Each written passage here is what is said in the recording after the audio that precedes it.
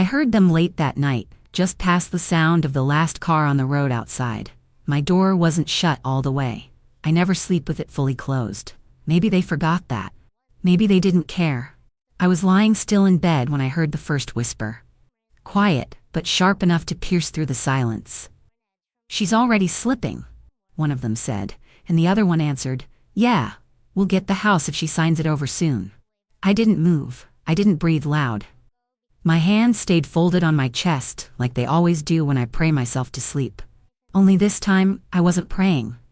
I was listening, and every word I heard stole a little more air from my lungs. "She won't know what she's signing. We'll ease her into the new meds, just act patient," they said. It didn't come from the mouth of a stranger. It wasn't a crook in a movie or someone looking to rob me on the street. It was from the people I raised, the ones I once read bedtime stories to when their hearts were too restless to sleep. I wanted to scream. I wanted to cry. But instead, I stared at the ceiling, wide awake, and let my eyes fill slowly without blinking. That night, I didn't rest. I waited. And by morning I had a plan.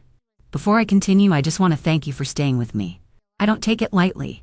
And while I still have your ear, tell me, where are you watching from? Tell me below. Or tell me what you had to fake just to survive.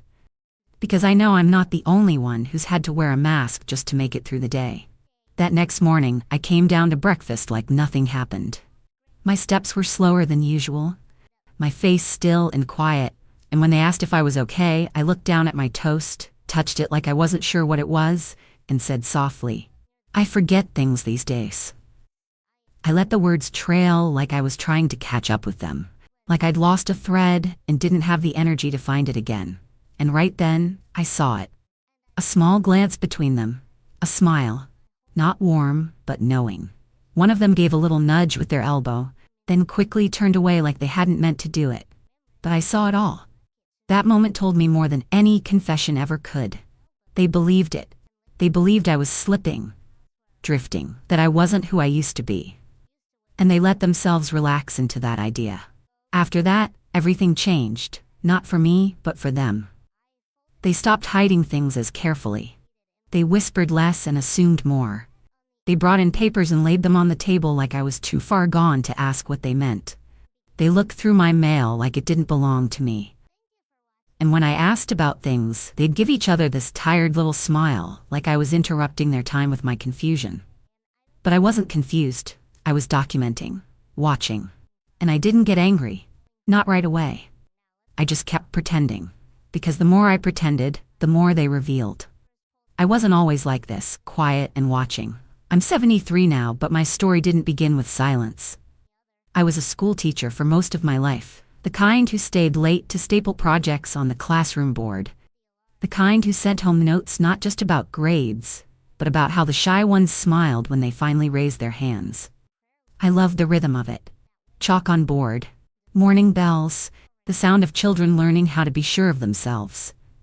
And when the day ended, I came home and cooked dinner, paid the bills, and raised my family without complaint. Their father passed young, a car accident that didn't leave time for goodbyes, and from then on, it was just me. Me and the 2 lives I swore I'd give everything for, and I did. I missed birthdays to work extra shifts so the lights would stay on. I passed on new clothes so they'd never have to. I gave them every soft piece of me, even when there was barely anything left to give. I remember helping with science projects, wrapping presents in the kitchen at midnight, ironing their school uniforms when I could barely stand.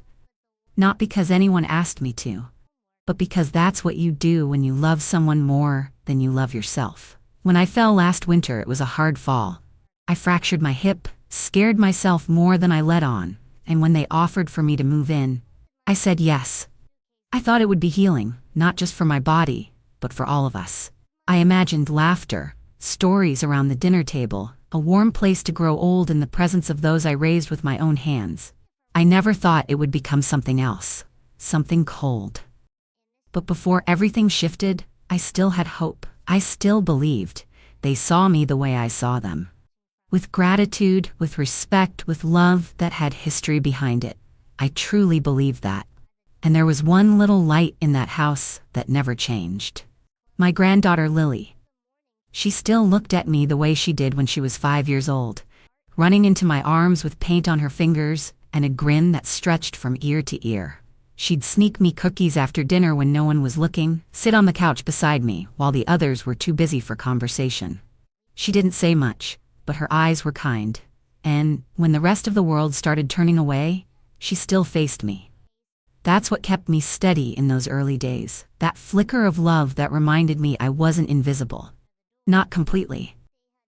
It's strange how one soft look can hold your heart together, even when everything else is beginning to fall apart. The signs were always there, I just didn't want to believe them. Maybe it's because when you've carried someone inside your body, fed them with your own hands, rocked them through fevers and fear, you build this kind of shield, a stubborn hope that says, not them, they'd never. But life has a way of revealing truths, whether you're ready or not. It started small, things no one else would have noticed. A bottle of pills left on the kitchen counter with no label, no instructions, just a sticky note with the word take scribbled in a hurry. I asked what they were once, and the answer came too quick, too cheerful, like they'd rehearsed it. Just something to help you rest better, they said, smiling too wide. Then came the little vanishings. My bank envelope, the one I kept tucked in the drawer under my old scarves, gone. At first, I blamed myself. Maybe I misplaced it, maybe I was tired, but when it happened again, and then again, I knew better. I started writing things down. Not because I didn't remember, but because I did. Because I needed proof. I found a small notebook in my coat pocket one day, forgotten there from a trip to the store last year, and it became my quiet companion. I didn't use it to record thoughts or dreams. I used it to log movements. When a paper went missing, when they whispered behind the bedroom door, when I saw my name on an envelope I never opened but was told I signed. One day I found my favorite shawl, the one with the little pearl beads along the edges, stuffed in a donation box by the door. No one said anything, just tossed aside like it meant nothing. That shawl had been with me since my 40th birthday. I wore it to graduations, to church, to every photo I have framed in the hallway. Seeing it crumpled like that felt like they were packing me away, soft piece by soft piece. They were moving me out, and I hadn't even left the room. I watched them prepare like I was already gone, and that was when I knew. This wasn't about forgetting. This was about erasing. So I kept writing. Dates, times, phrases, faces. Every line in that notebook was a lifeline back to the truth. They thought I was fading, that I was too far gone to notice, too scattered to matter. But what they didn't know is that while they were counting the days until I'd become nothing more than a signature on a paper, I was counting too. I was building a quiet case, one page at a time, with steady hands and eyes wide open. It happened on a quiet afternoon, the kind where the house feels too still, like it's waiting for something to happen. I was sitting at the table with a cup of tea that had gone cold, listening to the soft ticking of the clock above the fridge. The kind of silence you learn to read. It wasn't peaceful, it was loaded. That's when she came in, too sweet, too cheerful, holding a folder close to her chest like she was cradling something delicate. I already knew what was inside before she said a word. She slid the paper across the table and tilted her head, her voice light and full of performance. "It's just a routine thing, Mom. For your protection," she said, smiling as if that would soften the weight of what she was asking. I looked down at the form. I didn't blink. I didn't flinch, just let my eyes move slowly across the top line, across words like authorization, transfer, consent. I didn't need to read every word to know what it was. It wasn't protection. It was permission. Permission to take what hadn't been offered. I leaned in gently, as if I were squinting, as if the words were too small for me now. "Where do I sign, dear?" I asked, keeping my tone light, my face still. She smiled, relieved maybe, or proud. But I didn't pick up the pen. I picked up my glasses instead, pretending to clean them. As I reached into my pocket for the cloth, my fingers brushed against the phone I'd placed there just that morning, just in case. And without breaking eye contact, I slid the phone beneath the table and took a photo. One click. One quiet moment. That's all it took. I folded the paper once, slowly, then tucked it neatly into my pocket. She laughed a little, nervous, asking why I was doing that. I said something about wanting to read it in my room later, that I was feeling tired. She hesitated, but she didn't push. She thought I'd forget by nightfall. But I didn't forget. I called my lawyer that same evening. The same man who helped settle my husband's affairs when he passed. He'd known me since I was 32, and still believed I had time for everything. When he picked up, I didn't waste his time. I simply said, "They think I don't remember anything." And he paused for a long moment, then answered with just 2 words. "I'm listening." That was the moment the tide began to turn, quietly, carefully. They thought they'd fooled me with sweet voices and slow poison, but I'd been studying the art of silence long before they learned how to whisper behind doors. And now I was finally ready to speak. Not with shouting, not with anger, but with every piece of truth they thought I'd already lost. After that call to my lawyer, I knew I needed more than just a legal voice. I needed someone I could trust, face to face, someone who remembered who I was before all this pretending. That's when I thought of my old neighbor, Mr. Halbridge. He lived 2 houses down from me for nearly 15 years. A quiet man, retired notary, always trimming his hedges just before sundown, always waving whenever I brought over warm pie or needed help with a stubborn gate. I hadn't seen him since I moved in with the children, but something told me he'd remember. I called him, and when I said my name, he didn't hesitate. "You kept my lights on in '98, he said, voice warm like he'd just seen me at the mailbox yesterday. "You helped my wife get back on her feet when no one else came." I didn't cry then, but the crack in my voice was enough to let him know this wasn't just a neighborly check-in. I told him I needed to meet, and he said, "Whenever you're ready." We met at a diner off the main road, one where the coffee is strong and the booths don't judge you. I brought copies of everything I'd collected, the notes, the photos, even the little receipt slips they left lying around with things they thought I'd never notice, like withdrawal amounts that didn't match anything I'd agreed to. He looked through it all with a quiet steadiness, glasses low on his nose, nodding here and there. Then he said, "You don't need to prove to me that you're of sound mind. You've never been anything but sharp." And with that, we began the paperwork. Slowly, carefully, power of attorney revoked, new documents drawn up and notarized. We put everything in my name, secured by people who knew I was still standing, still thinking, still worth protecting. While all this was happening, something else kept me grounded. Something small, soft, and unexpected. Lily. That little girl saw more than anyone gave her credit for. She started leaving cookies beside my tea at night, saying they were from her, not her mother. She'd sit next to me during the quiet parts of the evening, drawing little pictures and humming songs I used to sing when she was younger. And then one night, as I was folding laundry, she came close and whispered, "Grandma, I know you're not sick." I stopped folding. My hands froze in the middle of a towel I'd folded 1,000 times before. For a second, I thought I'd have to sit down, but I didn't let my face show what my heart was doing. I just nodded, slowly, and patted her hand. Because in that moment, I realized something. I wasn't just pretending to protect myself anymore. I was protecting her too. I was making sure that when all of this was over, she'd grow up knowing that silence isn't weakness, and watching doesn't mean giving up. It means learning. It means knowing exactly when to speak and who's worth speaking for. I kept the act going, as much as it hurt me. I let my voice trail off in the middle of stories I knew by heart. I asked the same questions twice, sometimes 3 times, even when I already knew the answers. I'd walk into rooms and pause like I'd forgotten why I was there, pretending to search for something that was never lost. I missed appointments I didn't forget, blamed it on confusion, and let them believe they were right.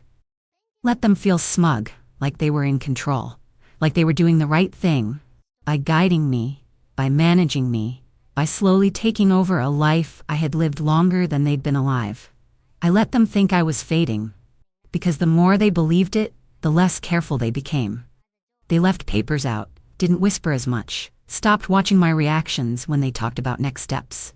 I became the background in my own story, until they no longer thought I was watching. That's when I really began. While they thought I was too lost to notice, I made appointments of my own.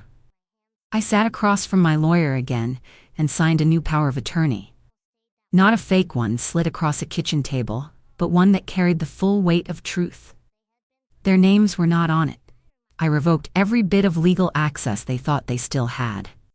I filed a clause that prevented any transfer of assets without my written approval and added a second witness to every form. I transferred what I could into a private account, one they didn't know existed, one I'd opened the week I moved in, just in case. They brought in another bottle of pills one evening, and I told them I'd already taken one. I hadn't. I'd flushed the last 3. I wasn't about to let their plan slip down my throat just because they smiled while handing it to me. At night, I would sit up in bed with the light off, staring at the window. Not afraid, just calm. Waiting. Because I knew every day I kept the performance going, I was buying myself time. Time to finish what they never thought I'd have the strength or clarity to start. And to you, listening right now, if you've ever had to wear a mask in your own home, if you've had to play small just to stay safe, if you've smiled when you wanted to scream just to protect yourself, I see you. I see you more clearly than they ever saw me. And you're not alone. It was around midweek when I first heard them mention the consultant. I was in the hallway, moving slowly like always, soft slippers on the floor, quiet as a memory. I heard my son say something about paperwork and transitions, and I heard my daughter respond, her voice sharp but casual, "She's too far gone. She won't remember signing." That sentence settled into my chest like a cold coin. The words didn't shock me anymore, not by then, but the ease with which they said them still stung. Like I wasn't standing just around the corner. Like I wasn't still breathing in the home they were already dividing between them. Later that day, they came to me all smiles, warm tones and overly sweet voices and said they wanted to have a special dinner. Just family time, they called it, as if they hadn't been plotting every move like a chess game for months. I smiled and nodded, played the role, said I was looking forward to it. They asked what I'd like for dinner, and I told them anything they made would be fine. Like always, my voice was steady, my hands too. What they didn't know was that I'd already made my own arrangements. I'd invited someone too, someone they weren't expecting. My lawyer, who agreed to come not as a loud force but as a quiet shadow. He dressed casually, sat at the far end of the table, introduced himself as an old friend from my teaching days. And when they glanced at him, they saw nothing unusual, just another old man. But he had the documents tucked neatly in a folio beside him, legal pads folded, phone ready. He didn't say much. He didn't need to. Dinner was awkward in that overly polite way that happens when people are pretending to care. They asked me if I'd taken my evening pill. I said I couldn't remember. My daughter reached over and patted my hand like I was fading, said, "It's okay, Mom, we've got you." My son cleared his throat and pulled a folder from behind his chair, set it on the table, and looked at me carefully, like he was weighing just how far gone I might be. "There's just a few small things we thought it would be smart to finalize," he said, voice gentle, practiced, almost soothing. "It's just about protection, for you, for all of us." I picked up the folder, ran my fingers over the smooth edge, and let my eyes blur a little as I opened it. I looked over the first page, the one that would have handed over control of everything. The one they thought I'd sign without blinking. I paused, tapped my finger on a blank line and said softly, "I don't have a pen." My lawyer slid one toward me without a word. My son didn't recognize him yet. My daughter was pouring tea, too caught up in her performance. I held the pen in my hand, turned it twice, then set it down gently beside the folder and leaned back. And in that silence, I watched them. Their faces, the expectation, the relief, the hunger just beneath the kindness. I stayed quiet. I stayed small, one last time, because I needed them to show their full hand before I revealed mine. I needed them to believe they'd already won, and in that moment, they did. My son reached for the folder as if it were nothing more than a napkin, something routine, something harmless. He placed it in front of me with that careful, overly kind expression that had started showing up more and more the past few weeks. The kind of smile people use when they think they've already won. He said it so casually, like we were wrapping up a puzzle. "Just a few things to finalize, Mom." I looked down at the folder. My fingers didn't tremble, not because I wasn't scared, but because by that point, I'd already walked through fear and come out the other side with both feet planted.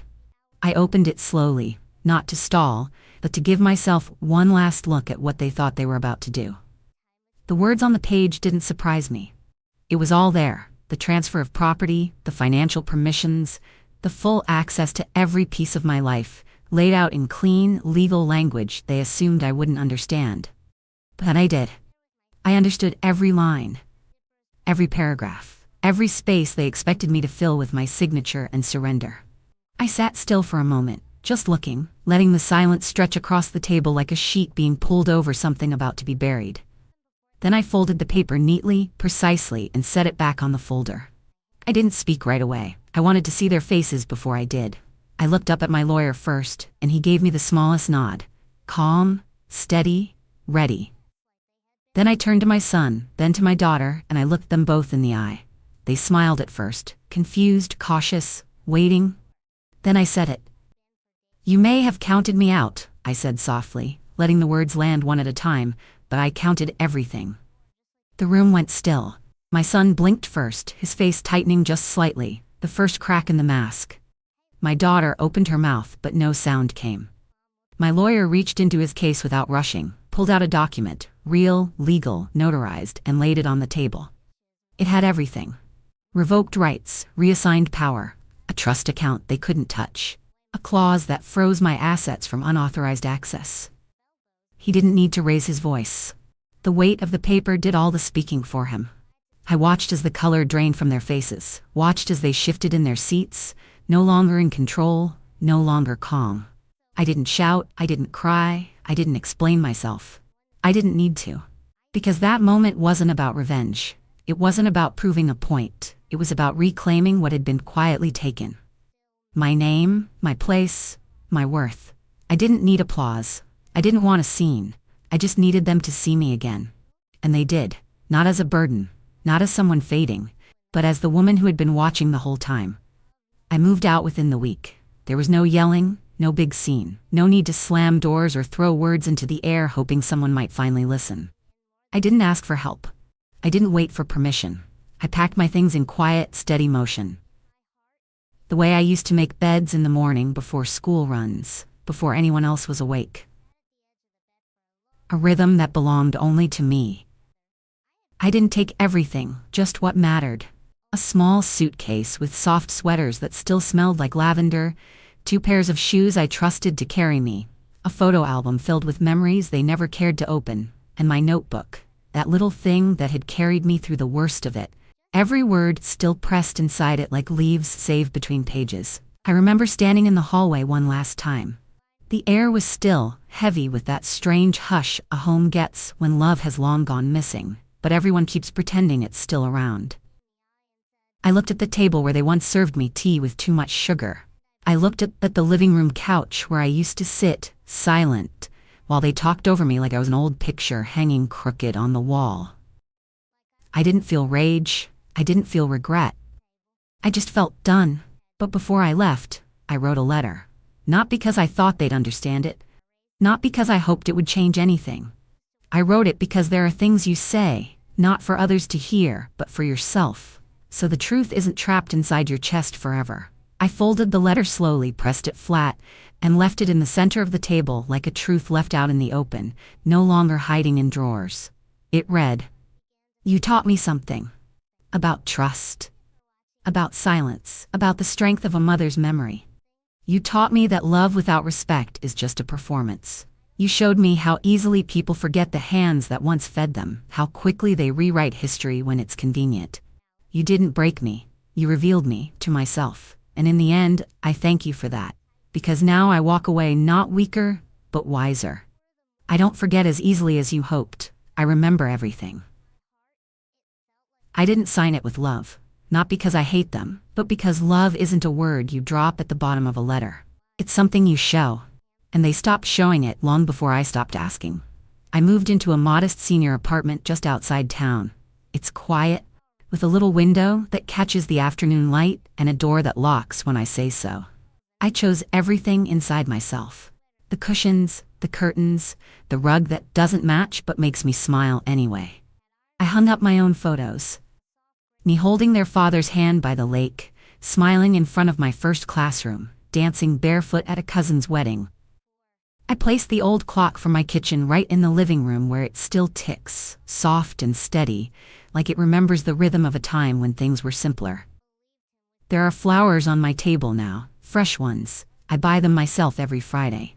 Yellow tulips, white daisies, sometimes lilacs when they're in season. They don't have to be gifts, they don't need to be earned. They're just mine. I make my tea the way I like it again, with lemon and just a bit of honey, not the artificial sweetener they insisted was better. I read in the evenings with the windows open, even if it gets chilly, because I like hearing the wind more than the sound of someone telling me I've asked the same thing twice. I fall asleep without fear now, without someone knocking on my door at night pretending it's for my own good. I sleep because I'm safe, because I'm free. And Lily, sweet, sharp-eyed Lily, visits every Sunday. Like clockwork. She never misses. She knocks gently, always waits for me to answer. Sometimes she brings a new book she wants me to read. Sometimes she just wants to sit. But every time she comes, I see the same light in her that I once saw in myself before the years pressed me into someone small. She doesn't treat me like I'm fragile. She doesn't speak slowly or in that careful tone people use when they've already decided you don't understand. She tells me about school, about her drawings, about a song she learned on the piano, and asks me things, real things, like what made me laugh when I was young, or how I felt the first time I stood on a stage. She asks questions because she still sees me. Not just as a grandmother, not just as someone who tells old stories, but as someone who still has thoughts worth hearing, someone who's lived and hasn't finished living. When she wraps her arms around me before leaving, I always hold her a little longer than necessary. Not to keep her, but to remind myself, this is what love looks like. Quiet, uncomplicated, real. So no, I didn't win back what they tried to take. I didn't undo what they did, but I reclaimed what they never got to touch. My peace, my dignity, my voice. And in the quiet of my new home, surrounded by memories I chose and silence I own, I finally feel whole again. Not because they came back, but because I did. If someone ever tried to erase you while you were still standing, still breathing, still holding on to everything they thought you'd forgotten, tell me in the comments. If they talked about you like you were gone, while you were sitting right there in the room, still listening, still feeling every word, you're not alone. And if you don't feel like saying much, just write 3 words. I remembered. That's enough. Because remembering is powerful. It's how we take our stories back, one page at a time, even when they tried to close the book on us too soon. If they tried to take your story, you write it anyway. Write it in your voice, in your truth, in your time. And if you're watching this alone, listening in the quiet, maybe with tears that won't fall all the way, just know this, you're seen.